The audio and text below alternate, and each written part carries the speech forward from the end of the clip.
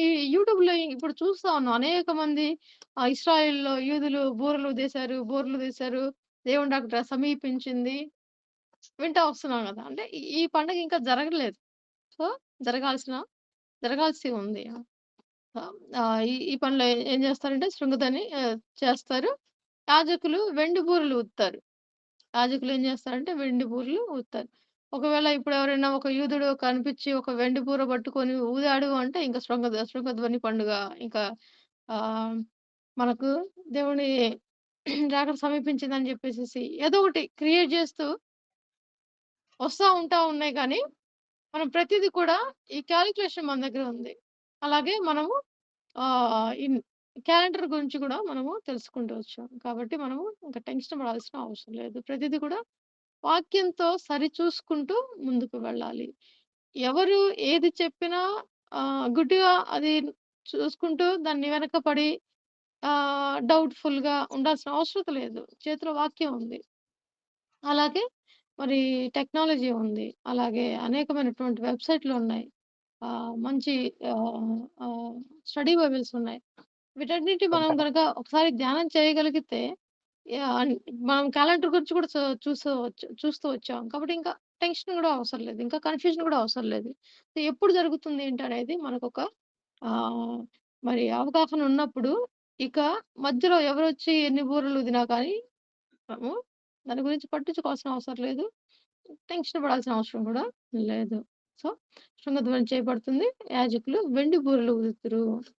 తర్వాత మరి ఇశ్రాయేలీయులు సమాజంగా కూడుకోవాలి. ఇశ్రాయేలీయులందరూ చెదిరిపోయినటువంటి ఇశ్రాయేలీయులందరూ కూడా, అందరూ కూడా ఏకం చేయబడతారు. ఒక చోటకి సమాజంగా చేర్చబడతారు. చేర్చబడిన తర్వాత ఈ శృంగధ్వని అనేది జరుగుతా ఉంటుంది.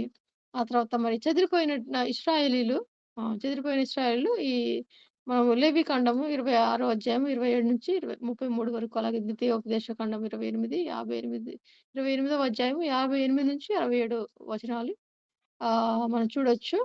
మరలా ఒకే రాజ్యంగా సమకూర్చబడతారు. ఇది యెషయా ప్రవచనం గూడా. యెషయా ద్వారా పలుకబడినటువంటి ప్రవచనం కూడా. ఒకసారి ఇది చూద్దాం. ఈ ప్రవచనం అనేది మనము చూద్దాం. యెషయా గ్రంథము 11వ అధ్యాయము, యెషయా గ్రంథము 11వ అధ్యాయము 1 నుంచి ఒకసారి చూద్దాము. సో, మనం అన్నీ స్కిప్ చేయట్లేదు గానీ కొన్ని స్కిప్ చేసుకుంటూ అవసరమైనటువంటివి మనం చదువుకుంటూ ముందుకు వెళ్దాము.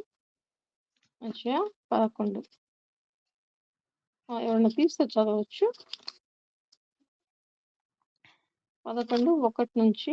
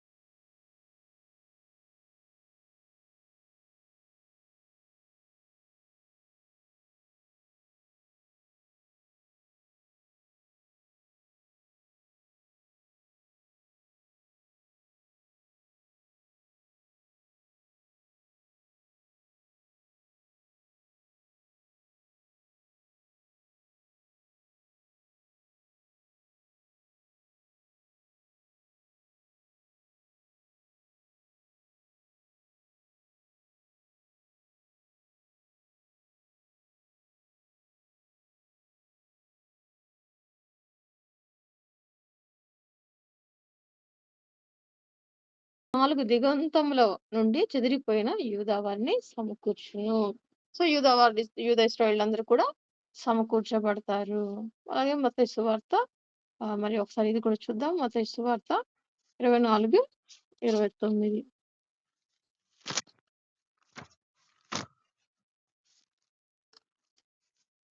24, 29, 30, 31 ఒకసారి చూద్దాము.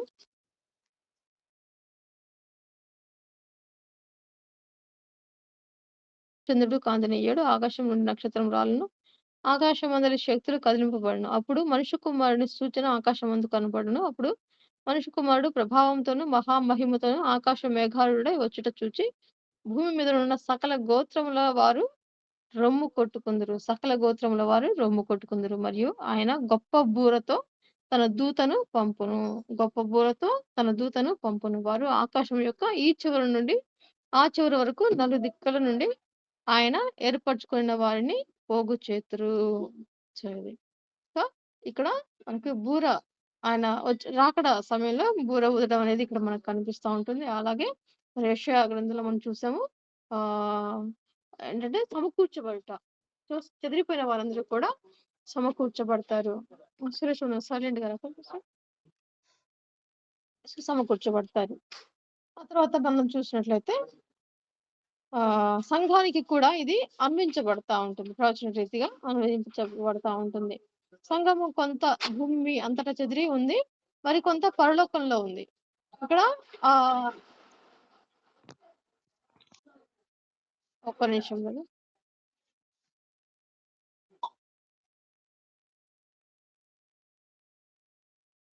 ఓకే. Sorry madam. ఆహ్, మనకు చూసినట్లయితే ఇక్కడ విడవబడినటువంటి భూమి మీద ఉన్నటువంటి యూద అంటే ఇది రాప్చర్ అయిన తర్వాత కింద యూదులుంటారు గదా! యూదులకు మరలా కూడా వారికి అవకాశం ఇవ్వబడతా ఉంటుంది. వాళ్ళు మారు మనసు పొందడానికి. ఇది ప్రకటన గ్రంథంలో ఆల్రెడీ మనం ధ్యానం చేస్తూ వచ్చాము. సో, సంఘం ఎత్తబడినటువంటి సంఘం. పైనున్నటువంటి సంఘం, అలాగే కింద ఉన్నటువంటి సంఘము. సో, ఇది కొంత భూమి అందర చెదిరి ఉంది. మరి కొంత పరలోకంలో ఉంది. సో, బూరధ్వని చేయనప్పుడు సంఘము ఏకంగా ఎత్తబడుతుంది. సంఘము కలుసుకుంటారు. పైనున్న సంఘము, కింద ఉన్నటువంటి. మనం చూస్తాం పరిశుద్ధులతో కూడా దేవుడు రావడం మనం చూస్తా ఉంటాం. సో, ఇది ఇక్కడ ఒకటో ఇది ఒకసారి చదువుదాము. ఒకటవ తెస్సలోనికీయులకు రాసిన ఒకటవ పత్రిక 4వ అధ్యాయం.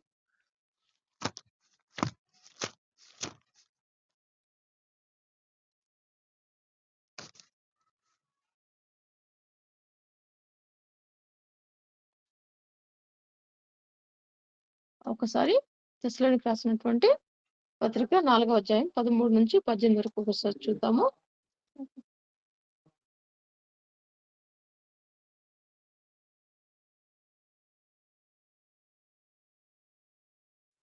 ఎవరైనా తీస్తే ఒకసారి చదవచ్చు కదా!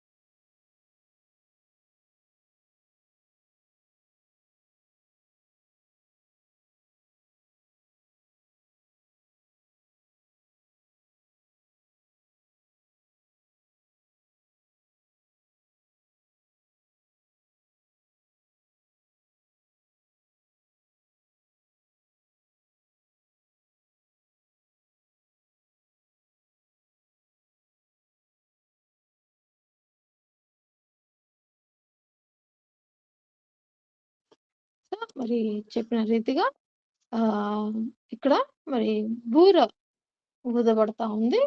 మరి దేవుడు మరి ఇక్కడ వాక్యం చాలా చక్కగా మనకు చెప్తా ఉందంటే ఆర్భాటంతోను, ప్రధాన దూత శబ్దంతోను దేవుని బూరతో పరలోకం నుండి ప్రభువు దిగి వచ్చును. క్రీస్తునందుండి మృతులైన వాళ్ళు మొదట లేతురు. ఆ మీదట సజీవులమై నిలిచియుండు మనము వారితో కూడా ఏకంగా ప్రభువును ఎదుర్కొనుటకు ఆకాశ మండలమునకు మేఘముల మీద కొనిపోబడుదుము. కొనిపోబడుదుము పైన. సో, ఆల్రెడీ విక్టరీ అయినటువంటి వారు అలా వారితో కలిసి దేవుడు వచ్చి సంఘాన్ని తీసుకువెళ్ళడం మనం ఇక్కడ కింద ఉన్నటువంటి సంఘాన్ని తీసుకెళ్ళడము మనం ఇక్కడ చూస్తా ఉంటాము. సో, ఇది అక్కడ జరుగుతుంటుంది. ఈ యొక్క పండుగలో మనకు ఇది జరుగుతుంది.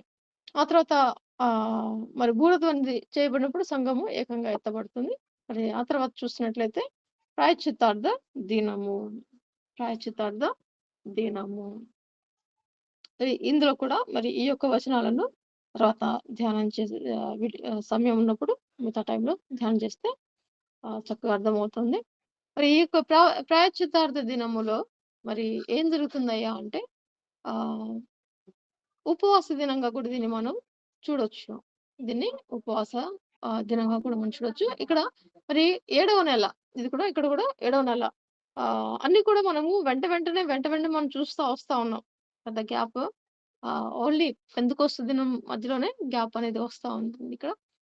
మరి ఇది చూస్తే ఏడవ నెల తిస్రీ లేదా ఎతనిం సేమ్ నెలలోనే ఉంది. దగ్గర దగ్గర పక్కనే ఉంటాయి.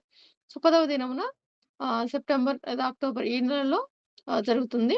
అటోన్‌మెంట్ అంటే ప్రాయశ్చిత్తం యొక్క మూల హెబ్రీ పదము కఫర్ అంటే కప్పివేయడము అనే అర్థం వస్తుంది. ఈ కఫర్ అంటే కప్పివేయడం అనేది వస్తుంది. అంటే ఈ యొక్క పాత నిబంధనలో మనం చూస్తే ఏంటి అంటే పాత నిబంధన ద్వారా పాత నిబంధన ప్రకారము మరి వాళ్ళు అర్పించిన ప్రతి బలుల ద్వారా వారి యొక్క పాపాలు కప్పబడతా ఉన్నాయి. కానీ ప్రాయశ్చిత్తం కప్పబడ్డం వల్ల ప్రాయశ్చిత్తం జరుగుతుంది గానీ శాశ్వతమైనటువంటి తొలగింపు అనేది లేదు. వారికి తాత్కాలికమైనటువంటి ప్రాయశ్చిత్తం అనేది జరుగుతా ఉంది. దాని నుంచి సంపూర్ణ రక్షణ అనేది లేదు. అంటే ఎప్పటికప్పుడు వాళ్ళకి కప్పబడతా ఉంది. వాళ్ళకు కప్పబడతా ఉంది కానీ రక్షించబడడం లేదు. శాశ్వతమైనటువంటి పరిష్కారము జరగలేదు. ఇది పాత నిబంధన ప్రకారము. అయితే మరి ఆహ్, ఇక్కడ చూసినట్లయితే దాదాపు 16 సార్లు ఈ యొక్క ఏది ఈ అటోన్‌మెంట్ ప్రాయశ్చిత్తం అనేది మనము చూస్తాము. తర్వాత రక్తం అనే పదం 9 సార్లు మరి బైబిల్‌లో వ్రాయబడడం అనేది ఉంటుంది. అంటే దీని ప్రాముఖ్యత తెలపడం కోసము ఏదైనా బైబిల్‌లో మరి కొన్ని పదాలేంటంటే మరలా రిపీట్ అవుతా ఉన్నాయంటే దాని యొక్క ప్రాముఖ్యతను తెలుపబడతా ఉంటుంది. మరి ప్రతి పదము అలా వ్రాయబడితేనే ప్రాముఖ్యత ఉన్నట్టా అంటే అలా ఏం కాదు. కానీ కొన్నిసార్లు కంపల్సరీ మరి కొన్ని మెన్షన్ చేయబడతా ఉన్నాయంటే వాటిని గురించి మనం ఆగి మరి ఆలోచన చేయాల్సిన అవసరత ఉంది. ఆ తర్వాత రక్తం చిందింపబడకుంటే ప్రాయశ్చిత్తం జరగదు. సో, ఇది విశ్వాసం. ఇది విశ్వాసం. సో, ఇక్కడ ఆహ్, క్రొత్త నిబంధనలో కానివ్వండి, పాత నిబంధనలో కానివ్వండి, విశ్వాసం అనేది ఫెయిత్ అనేది కామన్. ఇక్కడ మరి క్రొత్త నిబంధనకొచ్చేసరికి యేసు ప్రభు మన కొరకు ఆయన రక్తాన్ని చిందించాడు. మరి కల్వరి శిలువలో ఆయన ప్రాణం అర్పించి మనకు పరలోకాన్ని ఆయన వారసులుగా ఆయన చేసాడు. మనకు రక్షణ ఇచ్చాడు. అయితే మనం జస్ట్ ఆయన్ని మన పాపముల కొరకే చనిపోయాడు. ఆయన మన యేసు ప్రభు, ఆయన క్రీస్తు మన రక్షకుడు అని ఆయన అంగీకరిస్తే చాలు. అంగీకరించి బాప్తిసం పొందుకుంటే పరలోకానికి మనము చేరుతాం అనేది faith. At the same time పాత నిబంధనలో కూడా రక్తం అనేది చిందించబడాలి. రక్తం చిందించబడకపోతే ప్రాయశ్చిత్తం జరగదు. రక్తం చిందించబడితే ప్రాయశ్చిత్తం వస్తదనేది ఫెయిత్. 2 చోట్ల ఫెయిత్ అనేది కామన్ గానే ఉంది. విశ్వాసం కామన్‌గా ఉంది. కానీ ప్రక్రియ మారిందంతే. అంటే కార్యము మారింది. ఇక్కడేంటి అంటే మరి పరిశుద్ధ రక్తం అనేది ఇక్కడ చిందింపబడడం లేదు. ఎక్కడ పాత నిబంధనలో ఒక మరి అంటే సరి సమానమైనటువంటి రక్తం అనేది ఒక మనిషికి సంబంధించినటువంటి రక్తం. మనము కంటికి కన్ను, పంటికి పన్ను అన్నట్లు ఇది అది పగ తీర్చుకునేది కాదు కానీ, సమానమైనటువంటి ఒక కన్ను తీసివేస్తే, ఆ కన్నుకు సమానమైనటువంటి ప్రాయశ్చిత్తం అనేది జరగాలి. అంతేగాని ఒక కన్ను తీసేసారంటే ఇంకో కన్ను తీసేయమని అని అర్థం కాదు. ఒక చెయ్యి తీసేస్తే ఇంకొక చెయ్యి తీసేయమని కాదు కానీ, అంతకు మించి, అంతకు మించినటువంటి శిక్ష పడడానికి వీల్లేదు.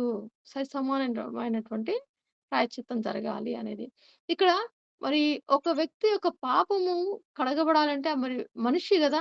మనిషి పాపం కడగబడాలి అంటే మరలా మనిషి రక్తమే అవసరం గదా! కానీ ఇక్కడేం జరుగుతా ఉంది పాత నిబంధనలో? మనిషి రక్తము పరిశుద్ధమైనది కాదు గాబట్టి, ఒక జంతువును అంటే ఒక జంతువు రక్తాన్ని సమర్పించి అప్పటికప్పుడు కప్పిపుచ్చుకుంటా ఉన్నారు. శాశ్వత పరిష్కారం లేదు కానీ కప్పిపుచ్చుకుంటా ఉన్నారు.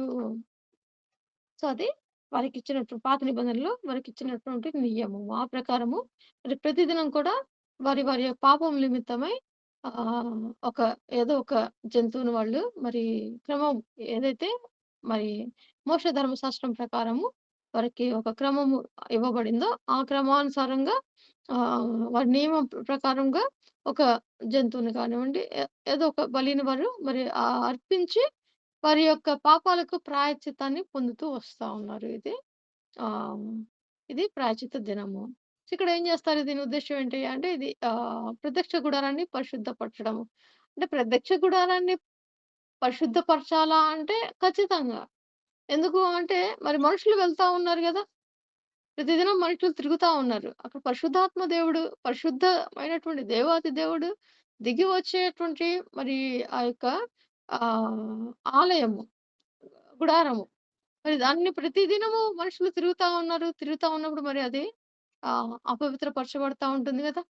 కాబట్టి ఖచ్చితంగా మరి ఆ యొక్క మరి ప్రత్యక్ష గుడారాన్ని పరిశుద్ధపరచవలసిన ఆవశ్యకం ఉంది.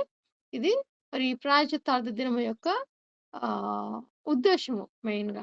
సో, ప్రక్రియ ఏంటయ్యా? ఎలా చేస్తారు? ఎలా చేయాలి అంటే ప్రధాన యాజకుడు ఇచ్చేసేది ప్రధాన యాజకుడు కాబట్టి, ప్రధాన యాజకుడు స్నానం చేయాలి. ప్రధాన యాజకుడు స్నానం చేయాలి. తర్వాత ప్రతిష్ఠిత వస్త్రాలు, సన్ననార వస్త్రాలు ధరించాలి. మీకు వర్సెస్ కూడా పక్కనే ఇవ్వబడ్డాయి. సో, అవి కూడా తర్వాత మీరు చెక్ చేసుకోవచ్చు. ప్రతిష్ఠిత వస్త్రాలు, సన్ననార వస్త్రాలు ధరించాలి. స్నానం చేసి ప్రతిష్ఠిత వస్త్రాలు లేదా అలాగే ప్రతిష్ఠిత వస్త్రాలు, సన్ననార వస్త్రాలు ధరించాలి. తర్వాత తన కొరకు ఫస్ట్ తన కొరకు ఏర్పాటు చేసుకోవాలి. తర్వాత తన ఇంటి వారి కొరకు పాప ప్రాయశ్చిత్తార్థ బలిగా, పాపానికి ప్రాయశ్చిత్తార్థంగా బలిగా ఒక కోడి దూడను, దహన బలిగా ఒక పొట్టేలును తేవాలి. సో, మొట్టమొదట తన కొరకు, తన పాప ప్రాయశ్చిత్తం కొరకు మరి బలిగా ఒక కోడి దూడను, దహన బలిగా ఒక పొట్టేలును తీసుకురావాలి. తర్వాత తన ఇంటి వారి కొరకు గూడా తను తెచ్చుకోవాలి. సో, ఇక్కడ ఎవరి పాపంకు వారే బాధ్యులు. అయితే మరి ఇంటి యజమానిగా మరి ఇక్కడ మరి చెప్పబడతా ఉందేంటంటే, తన కొరకు అలాగే తన ఇంటి వారి కొరకు అనే మాటను ఇక్కడ మరి మెయిన్‌గా ఇంటి మరి యజమానికి చెప్పబడుతున్నట్టుగా తెలుస్తుంది. క్షమించండి. ఆ తర్వాత ప్రజలు ప్రాయశ్చిత్తార్థమై 2 మేక పిల్లలను ప్రజలేం చేయాలయ్యా అంటే, ప్రాయశ్చిత్తార్థమై 2 మేక పిల్లలు తీసుకురావాలి. దహన బలిగా ఒక పొట్టేలుని తీసుకురావాలి. దహన బలిగా ఒక పొట్టేలుని తీసుకురావాలి. సో, ఈ 2 మేక పిల్లలున్నాయి గదా! ఈ 2 మేక పిల్లల్ని ఏం జేస్తారంటే చీట్లు వేస్తారు. చీట్లు వేసేసి దానికి హజాయల్ అనే ఒక ఒక మేక పిల్ల మీద ఒక హజాయల్ అనే ఒక చీటి మీద ఒక హజాయల్ అని పేరు రాస్తారు. దాని మీద ఏంటి అంటే అదేంటి అంటే హజాయిల్ అన్న చీటైతే ఆహ్, ఏ మేక మీదైతే వస్తుందో వీళ్ళు తెచ్చినటువంటి ఈ 2 మేకల్లో వాళ్ళు చీట్లు వేసినప్పుడు మరి ఒక ఏ మేక మీదైతే హజాయల్ అన్న చీటి పడ్డదో ఆ మేకను ప్రాణంతో విడిచిపెట్టాలి. ప్రాణంతో విడిచిపెట్టాలి. మనం చూస్తాం గదా! లోక పాపములు మోసుకొని పోవు దేవుని గొర్రెపిల్ల. కదా! మన పాట కూడా ఉంది. లోక పాపములు మోసుకొని పోవు దేవుని గొర్రెపిల్ల అనే సాంగ్ కూడా మనకు ఉంటుంది. కదా! ఆయన లోక పాపాలను మోసుకెళ్ళినటువంటి గొర్రె పిల్లగా మనం ఇక్కడ చూడొచ్చు. అలాగే మరొక మేక బలి కొరకు. ఇక్కడ చూసారా? ఇక్కడ మనం గమనించాలి. ఈ మేకల్లో ఏం జరుగుతా ఉందంటే, ఒక మేకను హసైనన్ని ఏ చీటైతే వచ్చినటువంటి మేక ఏదైతే ఉందో, ఆ మేకను విడిచిపెడతా ఉన్నారు. పాపములు మోసుకొని దాని మీద మోపి అందరూ కలిసి దాని మీద చెయ్యి పెట్టి ప్రార్థన చేసి దాన్ని పాపములు దాని మీద మోపి దాన్ని వదిలిపెడతారు. మరొక మేకని బలిగా ఉంచుతారనమాట. ఇక్కడ మనం చూసినట్లయితే యేసు ప్రభు ఈ పాపములన్నీ కూడా యేసు ప్రభు మీదనే మోపబడ్డాయి. అలాగే బలి కొరకు కూడా యేసు ప్రభువే ఏర్పాటు చేయబడ్డాడు. అందరి పాపాలు మోసి బలిగావించిన వాడు కూడా యేసు ప్రభువే. ఇక్కడ 2 మేకపిల్లల స్థానాన్ని యేసు ప్రభువే తీసుకున్నాడు. తన కొరకు తెచ్చుకున్న కోడెదూడను ప్రాయశ్చిత్తార్థ బలిగా అర్పించి ప్రాయశ్చిత్తం చేసుకోవాలి. సో, ప్రతి ఒక్కరు కూడా మరి ఈ ఈ యొక్క బలిని అర్పించి కోడెదూడను ప్రాయశ్చిత్తార్థ బలిగా అర్పించి ప్రాయశ్చిత్తం చేసుకోవాలి. అతి పరిశుద్ధ స్థలములోనికి ప్రవేశించి ధూపము వేసి తూర్పు తట్టు కరుణాపీఠం మీద రక్తాన్ని ప్రోక్షించి కరుణాపీఠం ఎదుట 7 మార్లు ప్రోక్షించాలి. సో, ఈ ఈ బలి కొరకు తీసుకొనొచ్చినటువంటి ఆ యొక్క మరి పశువుల యొక్క రక్తాన్ని మరి అతి పరిశుద్ధ స్థలంలోనికి ధూపం వేసి తూర్పు తట్టు కరుణాపీఠం మీద రక్తాన్ని ప్రోక్షించి కరుణాపీఠం ఎదుట 7 మార్లు 7 మార్లు ప్రోక్షించి మరి బలి కొరకు నిర్ణయించబడిన మేకను సమాజం అంతటి కొరకు ప్రాయశ్చిత్తార్థ బలిగా అర్పించాలి. సో, బలి కొరకు నిర్ణయించిన మేకను సమాజం అంతటి కొరకు ప్రాయశ్చిత్తార్థ బలిగా అర్పించాలి. మేక రక్తాన్ని కరుణాపీఠము తూర్పు దిక్కున చిలకరించి ఆహ్, 7 మార్లు ప్రోక్షించాలి. 7 మార్లు ప్రోక్షించాలి. కోడె రక్తంతో, మేక రక్తంతో 7 మార్లు చమిరి బలిపీఠాన్ని శుద్ధి చేయాలి. సజీవమైన మేకను తీసుకొని దాని తలపై 2 చేతులుంచి ఇశ్రాయేలు పాపాలు ఒప్పుకొని మేకపై మోపాలి. దాన్ని అరణ్యంలో విడిచిపెట్టాలి. అది ఏం జరుగుతుందో మరి ఆ మేకకి ఇంక తర్వాత ఏం జరుగుతుందనేది ఎవరికీ తెలీదు. దాని గురించి ఇంక అసలు ఇక పట్టించుకోరనమాట. దాన్ని వదిలేస్తారు. అదే ఎలా బతికుందా? చనిపోయిందా? లేదా ఎవరైనా పెంచుకున్నారా? లేదా ఎవరైనా తీసుకెళ్ళి తినేస్తారు. ఇవన్నీ ఇంక వాళ్ళకనవసరం. వన్స్ దాని మీద పాపం మోపబడింది. అది మోసుకొని వెళ్ళిపోతది. ఇంక దాన్ని అరణ్యంలో వదిలేస్తారంట. సో, ప్రధాన యాజకుడు తన బట్టలు తీసివేసి స్నానం చేసి మరలా బట్టలు ధరించాలి. తన కొరకు, సమాజం కొరకు దహన బలులు అర్పించాలి. ఈ పండుగ సమాజమంతా తమ్ము తాము దుఃఖపరుచుకొని ఉపవాసం ఉండే దినము. ఇది ఉపవాసం ఉండి ఆచరిస్తారు. ధర్మశాస్త్రంలో ఇది మాత్రమే ఉపవాస పండుగ. ఇది మాత్రమే ఉపవాస పండుగ. వేరే ఉపవాస దినాలు లేవు. అవన్నీ తర్వాత మనుషులు ఏర్పాటు చేసుకున్నారు కానీ ఇది మాత్రమే ఆహ్, బైబిల్‌లో ఉన్నటువంటి ఉపవాస దినము. తర్వాత మనం చూసినట్లయితే పర్ణశాలల పండుగ లేదా సుక్కోతు పండుగ. పర్ణశాలల పండుగ లేదా సుక్కోతు పండుగ. Feast of tabernacles. దీనిని పంటను మార్చుకునే పండుగ. పంటను మార్చుకునే పండుగ. ఫీస్ట్ ఆఫ్ ఇంగ్యాదరింగ్ అని కూడా అంటారు. గ్యాదరింగ్. సో, గ్యాదరింగ్ అనే దాంట్లోనే మనకు అర్థమవుతా ఉంది. ఈ యొక్క గుడారంలోకి అందరూ చేర్చబడడం అనేది మనకి ఇక్కడ అర్థమవుతా ఉంది. గ్యాదరింగ్ అనే దగ్గరే. సో, ఇక్కడ సుక్కోతు పండుగ ఆహ్, అని కూడా అంటారు దీన్ని. అంటే సుక్కోత్ అంటే గుడారం. సుక్కోత్ అంటే గుడారం. సో, ఏడవ నెల తిస్రీ ఇది కూడా మనం ఇది కూడా చూస్తా ఉన్నాం. ఏడవ నెల తిస్రీ ఈ 15వ దినమున ప్రారంభించి 7 దినములు జరపాలి. 7 దినములు జరపాలి. మొదటి రోజు స్వచ్ఛత. మొదటి రోజున స్వచ్ఛత. 8వ దినమున సబ్బాతు. తర్వాత దేవుడైన యెహోవా సన్నిధిలో ఉత్సాహధ్వని చేయాలి. ఐగుప్తు నుండి బయటికి వచ్చిన తర్వాత అరణ్యంలో గుడారంలో నివసించిన తరతరాలను జ్ఞాపకం చేసుకోవాలనని ఇది ఆచరిస్తారు. ఎందుకు ఈ పర్ణశాలల పండుగ చేస్తారయ్యా అంటే, తాము మరి ఐగుప్తు నుంచి వచ్చి మరి అరణ్య ప్రాంతం అంతటిలో గుడారాల్లోనే నివసించారు వీళ్ళు. గుడారాల్లో నివసించారు. దేవుడు కూడా వాళ్ళతో పాటు గుడారాల్లో నివసిస్తూ వచ్చాడు. మరి తాము గుడారాల్లో నివసించిన దాన్ని మరి తరతరాలు జ్ఞాపకం చేసుకోవాలి అని మరి ఈ యొక్క ఫీస్ట్ ఆఫ్ టాబర్నకల్స్ అని జరుపుకుంటూ వస్తారు. 8వ దినమున యాజకులు 199 199 పశువులను బలి ఇస్తారు. ఇది ఒకసారి మనం చూద్దాం. సంఖ్యాకాండం 29వ అధ్యాయము. సంఖ్యాకాండం 29వ అధ్యాయము. ఇక్కడ చూస్తున్నట్లయితే మనము మనకు మొత్తం మనం చదవలేం కానీ ఒకసారి ఎవరైనా తీస్తే ఒకసారి చూడండి. సంఖ్యాకాండము 29వ అధ్యాయము.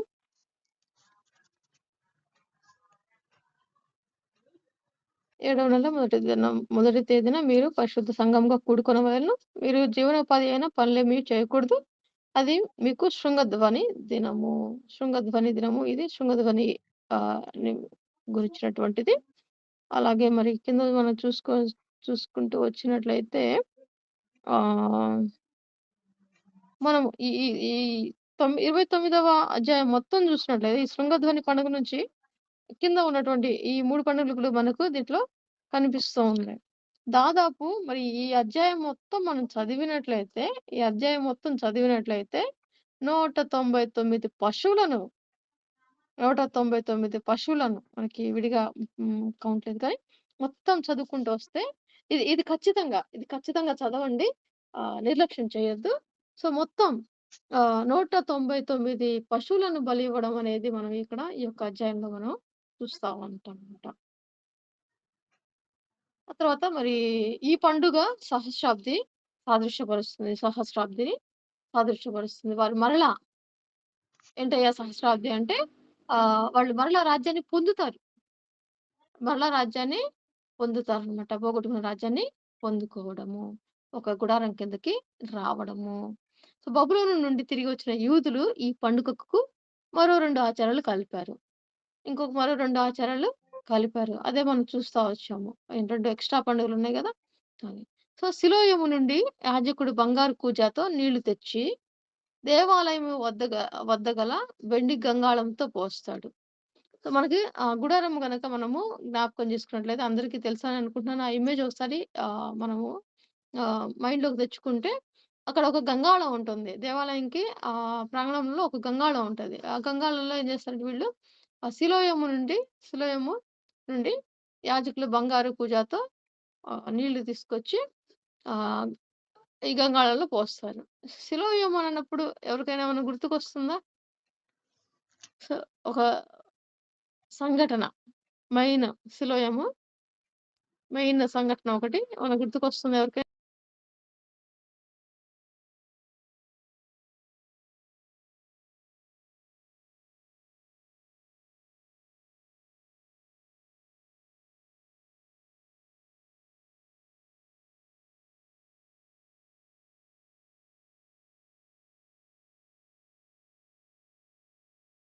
కోనేటి దగ్గర నుంచి నీళ్లు తీసుకొచ్చి బంగారు కూజాతో నీళ్లు తెచ్చి దేవాలయం వద్ద గల వెండి గంగాళంతో పోస్తాడు. నీరు తెచ్చేటప్పుడు ప్రజలు యెషయా గ్రంథం ఇదొకసారి చూద్దాం. ఇది ఒకసారి చూద్దాం. యెషయా గ్రంథం 12వ అధ్యాయము 3వ వచనము. ఇది పాడతారు వాళ్ళు.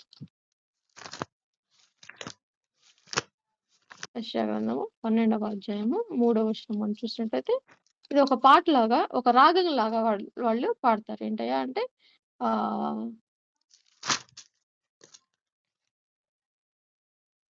ఒకసారి చూద్దాము. కావున మీరు ఆనందపడి రక్షణాధారములైన బావుల నుండి నీళ్లు చేదుకొందురు. ఆ దినమున మీరిలాగందురు. యెహోవాను స్తుతించుడి, ఆయన నామమును ప్రకటించుడి, జనములలో ఆయన క్రియలు ప్రచురము చేయుడి. ఆయన నామము ఘనమైనదని జ్ఞాపకమునకు తెచ్చుకోండి. 3 మాత్రమే. కావున మీరు ఆనందపడి రక్షణాధారములైన బావుల నుండి నీళ్లు చేదుకొందురు. రక్షణాధారమైన బావులలో నుండి నీళ్లు చేదుకొందురు. ప్రజలు అప్పుడేం జేస్తారంటే, వాళ్ళు చెయ్యెత్తు అని జెప్పేసేసి కేకలేస్తారట. చెయ్యెత్తు అని కేకలు వేస్తారు. అప్పుడు యాజకుడు చెయ్యి ఎత్తితే నీళ్లు పోసినట్టు గుర్తు. చెయ్యెత్తు అని అందరూ ఈ 12వ అధ్యాయం 3వ వచనము రక్షణాధారము బావుల నుండి నీళ్లు చేదుకొందురు. రక్షణాధారములైన బావులలో నుండి నీళ్లు చేదుకొందురు అనే మాటను వీళ్ళు పాడుతూ 3వ వచనం పాడుతూ వీళ్ళు ఈ మాటనంటారు అందరూ. కేకలేస్తారు. చెయ్యెత్తు అని. అలా ఎత్తినప్పుడు ఎవరు?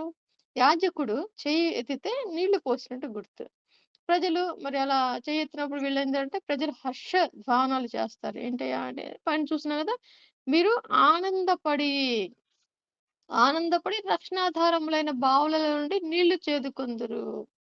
అది జ్ఞాపకం చేసుకుంటూ హర్షధ్వానాలు చేస్తారు. ఎడారిలో తమ పితరులకు దేవుడు అనుగ్రహించిన నీటిని జ్ఞాపకం చేసుకుంటూ కదా! ఆ ఎడారి మార్గమంతా కూడా బండ నుండి నీళ్లు తెప్పించాడు కదా! మనం చూస్తా వచ్చాం. సో, నీటిని జ్ఞాపకం చేసుకుంటూ, వారికి దేవుడు అనుగ్రహించిన నీటిని ఆ ఎడారి ప్రాంతాల్లో జ్ఞాపకం చేసుకుంటూ, మరి ఆహ్, చేసుకుంట కోసము ఈ యొక్క మరి ఇలాగున ఈ యొక్క పండుగను కూడా వీళ్ళు ఆచరిస్తూ వస్తారు. ఇలాగున చేస్తారనమాట. ఇలాగున చేస్తారు. ఆ పండుగను ఆ టైంలో వీళ్ళు ఆ సిట్యుయేషన్ జ్ఞాపకం చేసుకుంటూ ఇలాగున చేస్తారు. ఇది మనకు మిష్నా సుక్క 5:1లో మనకు ఇది దొరుకుతుంది. దొరుకుతుంది. యేసు ప్రభు నాలో నుండి నీరు తోడుకోండి అని ఎక్కడ యోహాను సువార్త 7:37 ఒకసారి ఇది కూడా చూద్దాము. యోహాను సువార్త. దీన్ని బట్టి మనము ఈ యొక్క యెషయా గ్రంథము 12:3 ఎలాగనైతే ఉందో, దాన్ని బట్టే ఈ పండుగ సమయంలో యోహాను సువార్త 37 వచనము 38లో ఈ మాటను యేసు ప్రభువు చెప్పడం అనేది చూస్తా ఉంటాం. ఏంటి ఆ పండుగలలో మహాదినమైన అంత్య దినమున యేసు నిలిచి ఎవడైనను దప్పికొనిన యెడల నా యొద్దకు వచ్చి దప్పి తీర్చుకొనవలెను. నా యందు విశ్వాసం ఉంచువాడెవడు లేఖనం చెప్పినట్లు వాని కడుపులో నుండి జీవజల నదులు పారునని బిగ్గరగా చెప్పాను.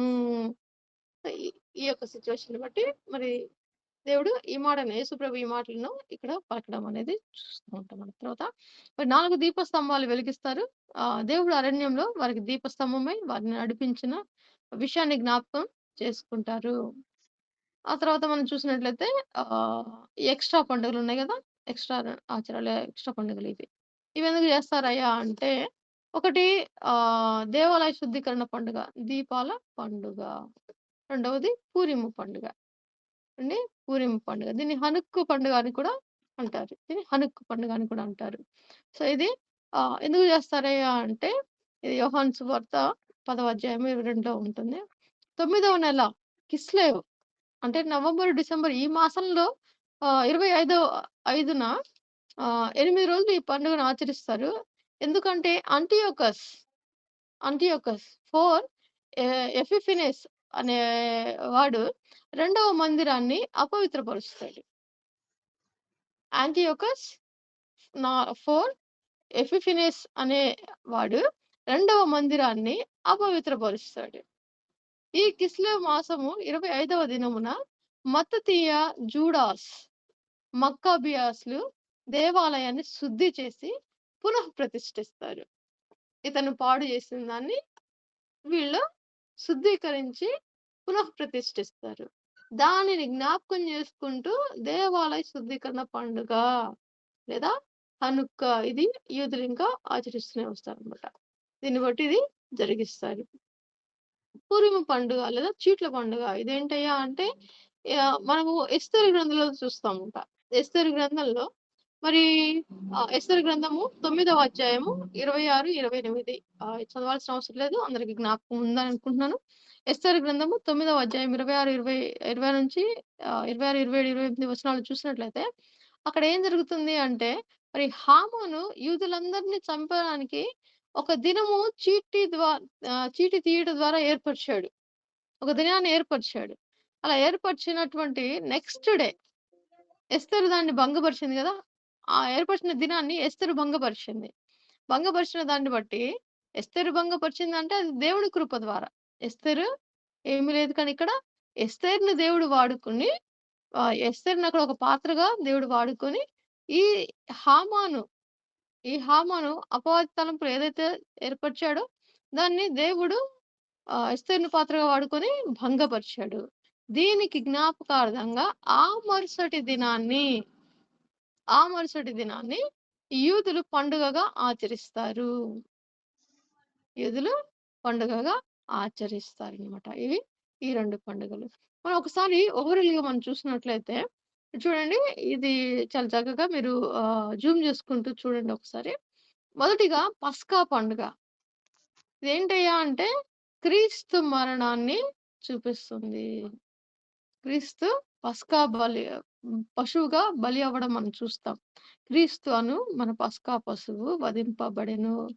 కొరింథీయులకు రాసినటువంటి మొదటి పత్రిక 5వ అధ్యాయం 7వ వచనంలో ఉంది. క్రీస్తు యొక్క మరణాన్ని, క్రీస్తు పస్కా పశువుగా వధింపబడ్డాన్ని ఈ పస్కా పండుగ చూపిస్తుంది. తర్వాత పులియని రొట్టెల పండుగ దేనికి సాదృశ్యంగా ఉంది అంటే, క్రీస్తు సమాధి చేయబడ్డాడు. అయితే కుళ్ళు పట్టలేదు. పులియని పండుగ, పులియని రొట్టెల పండుగ. ఇది నీ పరిశుద్ధిని కుళ్ళి పట్టనియ్యవు అని కీర్తనలు 16:10లో ఉంటుంది. అలాగే పాపపు స్వభావాన్ని కూడా మన పాపము లేనటువంటి స్వభావాన్ని, అలా పులియని స్వభావాన్ని ఇది సూచిస్తుంది. అదే క్రీస్తు సమాధికి సాదృశ్యంగా కూడా దీన్ని తీసుకొనవచ్చును. అలాగే మూడవదిగా ప్రథమ ఫలముల పండుగ. క్రీస్తే ప్రథమ ఫలముగా ఇక్కడ నుంచి మనం చూసినట్లయితే ఆయనే ప్రథమ ఫలంగా క్రీస్తు మృతులలో నుండి లేపబడ్డం మనం చూసాము. క్రీస్తు ప్రథమ ఫలంగా మృతులలో నుండి ఆయన కుళ్ళు పట్టకుండా ఆయన లేవపడము, పునరుద్ధానుడవ్వడము మనము చూస్తా ఉంటాం. ఇదే క్రీస్తు పునరుద్ధానము. మరి కొరింథీయులకు రాసినటువంటి ఒకటవ అధ్యాయము, ఒకటవ కొరింథీయులకు రాసిన పత్రిక 13వ అధ్యాయము 20 వచనంలో ఇది మనం చూస్తాము. ఇదే ప్రథమ ఫలముల పండుగ. మరి ఆ తర్వాత నాలుగవదిగా పెంతెకొస్తు పండుగ. ఈ పెంతెకొస్తు దినాన క్రీస్తు సంఘముగా ఏర్పడి, మరి క్రీస్తు సంఘం మీద దేవుడు పరిశుద్ధాత్ముడుగా దిగి రావడము, వారికి అన్య భాషల యొక్క వరాన్ని ఇవ్వడము, అన్య భాషలుగా విభావింపబడి వారి యొక్క నాలుకలు అనేకమైనటువంటి భాషలు అక్కడ మాట్లాడడము మనం చూస్తా ఉంటాం. పరిశుద్ధాత్ముడు దిగి రావడము, క్రీస్తు యొక్క సంఘము ఇక్కడ చూస్తాము. అయితే ఇక్కడ మరి ఇంతవరకు వీరికి జాతిగా వస్తున్నటువంటి ఇశ్రాయేలు జాతి, యూదా ఇశ్రాయేలు జాతిగా వస్తున్నటువంటి ఆ జాతి అనేది ఇక్కడ ఆ జాతి బంధకాలు ఇక్కడ తెగిపోయి ఇక మనుషులుగే ఇంకా ఇక జాతి అనేది ఇక్కడ లేదు. ఇంక వినిపించదు ఇక్కడ నుంచి. జాతి అనేది ఇక్కడ నుంచి వినిపించదు. కదా! ఇది ఇది చూస్తే మనము చూడండి ఈ 3 పండుగల నుంచి 4వ పండుగకు, ప్రథమ ఫలముల పండుగ నుంచి పెంతెకొస్తు పండుగకు మధ్యలో 50 రోజులుంది. సేమ్ క్రీస్తు పునరుద్ధానము, క్రీస్తు సంఘము. దీనికి కూడా ఈ ఈ ఈ ఈ డిస్టెన్స్ కూడా మనము గమనించొచ్చు. సో, ఆ తర్వాత మనం చూస్తున్నట్లయితే ఇవన్నీ జరిగిపోయిన పండుగలు ఇంతవరకు జరిగిపోయాయి. ఇది చూస్తే ప్రస్తుత సంఘకాలము ఇది. ప్రస్తుత సంఘకాలము. ఈ ఈ 5, 6, 7 జరగాల్సినటువంటివి. 5, 6, 7 జరగాల్సినటువంటిది. ఇది బూరెల పండుగ. సో, ఇప్పుడు శృంగధ్వని పండుగ చెప్పుకున్నాం గదా! సో, ఈ బూరెల పండుగ లేదా శృంగధ్వని పండుగ ఏంటయ్యా అంటే, దేవుని బూరతో పరలోకము నుండి ప్రభువు దిగివచ్చును. అది మనం ఇందాక చదివాము. దశలోనికి రాసిన 1వ పత్రిక 4వ అధ్యాయం 16లో కూడా చూస్తాము. సో, క్రీస్తు తిరిగి వచ్చుట. సంఘము తనతో పాటు మృతుల్లో నుండి వారిని మరి ఆయన వెంటబెట్టుకొని, ఆయన తనతో పాటు జయించిన వాడిని వెంటబెట్టుకొని రావడము, కింద ఉన్నటువంటి సంఘాన్ని కలుసుకోవడము ఇక్కడ జరుగుతుంది. క్రీస్తు తిరిగి వచ్చుట. ఆ తర్వాత 6వ పండుగ మనం చూసినట్లయితే ప్రాయశ్చిత్త దిన పండుగ. తాము మరి ప్రాయశ్చిత్తపరుచుకుని ఉపవాసం ఉండి అందరూ కూడా సమకూర్చబడి భూమి మీద చెదిరిపోయినటువంటి సమస్త 4 మరి మూలల నుంచి కూడా చెదిరిపోయిన యూదులు ఒక చోట చేర్చబడతారు. చేర్చబడి ఈ పండుగను ఆచరించడం అనేది జరుగుతుంది. వారు తాము పొడిచిన ఆహ్, నా మీద దృష్టి ఉంచి దుఃఖించుచు ప్రలాపింతురు. ఇది జకర్యా 12వ అధ్యాయము 10లో మనం చూస్తాము ప్రలాపిస్తూ. ప్రాయశ్చిత్తం అనేది జరుగుతూ ఉపవాసం ఉండి ప్రాయశ్చిత్త పడుతూ వాళ్ళు ఈ పండుగను ఆచరిస్తారు. అందరూ కూడా ఏకమయ్యి ఒకచోట సమాజంగా కూడి ఇది జరిగిస్తారు. తర్వాత 7వ పండుగ ఏంటంటే గుడారంలో పండుగ, పర్ణశాలల పండుగ, టబర్నకల్ ఫీస్ట్. ఇక్కడ ఏంటయ్యా అంటే యెహోవా ఇండు స్థలములని ఆహ్, నాట నుండి ఆ పట్టణమునకు పేరు. యెహెజ్కేలు గ్రంథంలో మరి 48వ అధ్యాయం 35వ వచనంలో ఉంటుంది. యెహోవా ఉండు స్థలమని నాట నుండి ఆ పట్టణమునకు పేరు. క్రీస్తు వెయ్యేండ్ల పాలన. ఈ గుడారం ఒకే గుడారము కింద పడిపోయిన దావీదు యొక్క గుడారంను తిరిగి కట్టేదనని దేవుడిచ్చిన వాగ్దానం ప్రకారము అందరం కూడా ఒకే గుడారం కింద వస్తాము. ఒకే గుడారం కింద సమకూర్చబడి ఆయనలో సంతోషిస్తాం అనేది ఇక్కడ మనము చూడొచ్చనమాట. ఇది దేవుని యొక్క నియామక కాలములు లేదా పండుగలు. సో, క్లియర్‌గా అర్థమైందని అనుకుంటా ఉన్నాను. సో, ఇది కూడా ఇంగ్లీష్‌లో ఉంటుంది. ఇది మనం చూడొచ్చు ఇక్కడ విత్ డేట్‌తో సహా ఇక్కడ కొంత వివరణ అనేది ఇవ్వబడింది. సో, ఇది కూడా మీరు తీసుకోవచ్చు. నేను తర్వాత దీన్ని మరలా పోస్ట్ చేస్తాను. ఆల్రెడీ పోస్ట్ చేశాను. మరలా ఇంకొక 3 స్లైడ్స్ నేను యాడ్ చేశాను గానీ ఓకే. సో, ఇది పండుగల నిమిత్తమైనటువంటి చెప్పాను గదా! ఈ స్ప్రింగ్ సీజన్, ఇది ఫాల్ సీజన్. ఇక్కడ ఇవి జరిగిపోయినవి. ఇది